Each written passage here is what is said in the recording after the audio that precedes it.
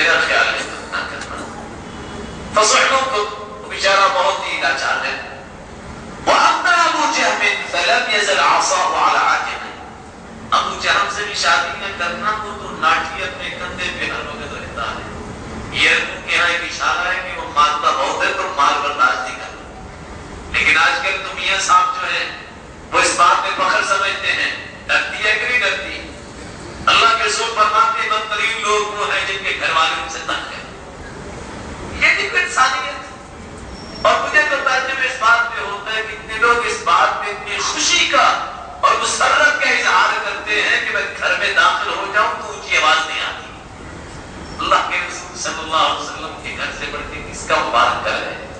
وہ گھر میں تشریف لاتے تو یوں محسوس ہوتا روزہ تننا لہلہاتا اور چہچہاتے باغیچے میں داخل ہو گئے. اس طرح کے اپنے گھروں کو بناؤ.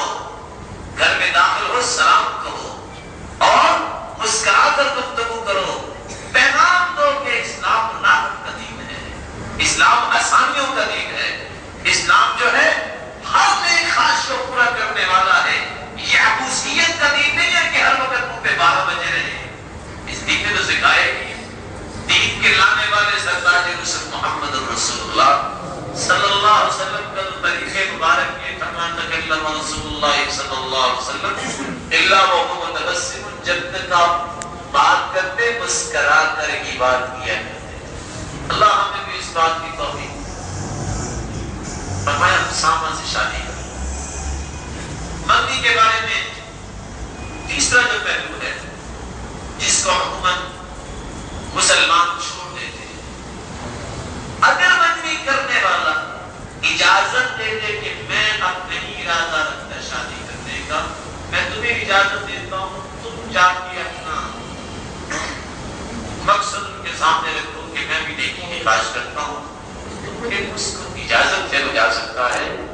بہت ساری لڑائیاں اگر قرآن و سنت کی روشنی میں حل کرنا چاہیں تو آپ ایک دن میں کر سکتے ہیں, اور اگر قرآن و سنت کی روشنی آپ نے لینا چاہتے ہیں تو معمولی سی لڑائی کی صدیوں تک جو ہے وہ چلی جا سکتی ہے. اللہ ہمیں صراط مستقیم دکھائے. آپ صلی اللہ علیہ وآلہ وسلم نے فرمایا منگنی, اس کا تیسرا پہلو یہ ہے اخف الخطبہ, منگنی کو چھپا کے کرو. حدیث میں آتی ہے منگنی کو چھپا کے کرو. پڑھے لکھے جو ڈگری ہولڈر ہیں وہ 6 مہینے کسی کے گھر نہیں جاتے. کیا کہتے ہیں, وہ کوئی انسان ہے, انہیں مجھے اپنی بیٹی کی منگنی میں بلایا ہی نہیں. شریعت کہہ رہی ہے منگنی کو چھپا کے کرو, اور یہ اس بات میں ناراض ہو رہا ہے کہ تم نے مجھے بلایا ہی نہیں ہے. صحابہ کی تو تربیت اتنی پلائٹ کی تھی اللہ کے رسول نے کہ عبدالرحمن ابن عوف جنت کی ضمانت حاصل کرنے والے اللہ کے رسول سے شادی کی ہے, پیغمبر زمان کو بھی خبر نہیں ہے. دوسرے دن خوشبو دے کی کہا میں ایمن خبر عبدالرحمن ابن عوف, یہ خوشبو کیسی؟ کہا تزوجت امرأة على وزن نواة من الذهب, اللہ کی رسول شادی کر لی ہے کھجور کی گٹھلی جتنا جو ہے سونا میں نے مہر میں دیا. اللہ کے رسول صلی اللہ علیہ وسلم نے تربیت تو خود ہی فرمائی تھی. فرمایا بارک اللہ لک و بارک علیک وجمع بینکما فی خیر اولی ولو بشادی, اللہ تجھے برکتوں سے نوازے تیرے بھائی اور تم دونوں کو برکتوں اور رحمتوں پہ جمع فرمائے, جاؤ جا کے ولیمہ کرو. لیکن آج ہماری پڑھائی کیا کہتی ہے, نہیں جی نہیں, میری موجودگی کے بغیر شادی کیسے ہو گئی. یہ کہنا یہ چاہتا ہے کہ میں تو چیز ہی بڑی ہوں, میری ذات تو نعوذ باللہ محمد مصطفیٰ سے بھی بڑی ہے. اصل بات یہ ہے ہم نے اسلام کا مزاج نہیں سمجھا, ہم نے اسلام کا مزاج نہیں سمجھا. اسلام نے جہاں بدماشی کی راہ کو بند کیا ہے وہاں اس کے مقابلے میں آلٹرنیٹ جو شادی دی ہے بڑی ہی آسان دی ہے, جس کو ہم نے مشکل کر رکھا ہے. اخبر خطبہ منگنی کو چھپا کے کرو. ایک مسلمان منگنی پہ 5-5 لاکھ خرچ کرتا نظر آتا ہے, تیسرے مہینے منگنی ٹوٹ جاتی ہے اور جناب جی جو کارڈیالوجی میں ایڈمٹ ہوتے ہیں، کیا ہوا؟ بس جی شوق ہی بڑا لگا، تم نے شریعت کی مخالفت کی تو شوق ہی لگے. تمہیں تو حکم یہ تھا کہ کو چھپا کے کرو، وَأَعْلِنُ النِّكَاحَ، اور نکاح کو اعلانیہ کرو، وَجَعْلُوهُ فِي الْمَسَاجِدِ، اور نکاح مسجدوں میں پڑھا کرو تاکہ مسجد سے برکت ہوتی ہے، نمازی لوگ موجود ہوتے ہیں. لیکن تعجب اس بات پہ ہے کہ منگنی پہ تو بڑا کچھ ہو جاتا ہے اور کچھ زیادہ سبھی لوگ نظر آتے ہیں، وہ آرام سے بچی بچہ آپ کیا جا کے کر لیتے، وہ اعلان کر کے کرتی تھی، وہ چھپا کے کر لی. جو منگنی چھپانی تھی اس کو اعلان جو پورے خاندان میں وہ کیا رقص کرتے نظر آتے ہیں، دھوم مچاتے نظر آتے ہیں. کیا ہوا؟ منگنی ہو گئی. اور مجھے تو اس بات پہ کبھی کبھی تعجب ہوتا ہے، بعض ساتھیوں سے ملاقات ہوئی، کہاں جا رہے ہیں؟ آج بڑی سنتے تھی نا وہاں جا رہے ہیں. یہ کون سی دعوت ہے؟ یہ کون سی دعوت ہے؟ چھوٹی سنتے اور بڑی سنتے. لا حول ولا قوت الا باللہ.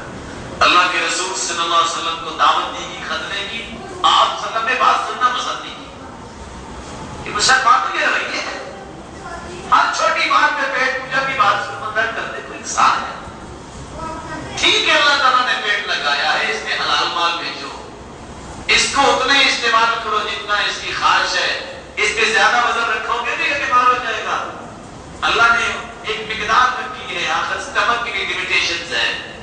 آپ ایک گاڑی جو ہے وہ 8 بندوں کو اٹھا سکتی ہے، اس پہ آپ جو ہے 20 بندے بٹھا دیں، کیا کریں گے؟ گاڑی چل پڑے. اس کی بھی لمیٹیشنز ہیں، اس لیے اس کا خیال کرتے ہوئے اس کو استعمال کرو. آپ صلی اللہ علیہ وسلم نے فرمایا تھا مسلمانوں، لا تزوج المرأة المرأة ولا تزوج المرأة نفسها فإن الزانية التي تزوج نفسها. کوئی عورت کسی عورت کا نکاح نہ پڑھائے. کوئی عورت اپنا نکاح خود نہیں کر سکتی. جو اپنا نکاح خود کرتی ہے بغیر ولی بغیر باپ کی اجازت کے، یہ بدکار اور زانی عورت ہے. اور دوسری روایت میں آتا ہے لا نکاح الا بولی وشاہد عادل، نکاح ولی کے بغیر اور 2 عادل گواہوں کے بغیر نہیں ہوتا.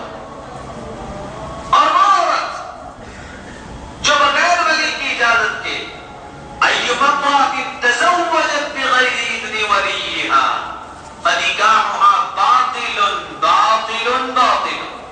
جو بغیر ولی کی اجازت کی عورت نکاح کر لیتی ہے اس کا نکاح باطل ہے باطل ہے باطل ہے.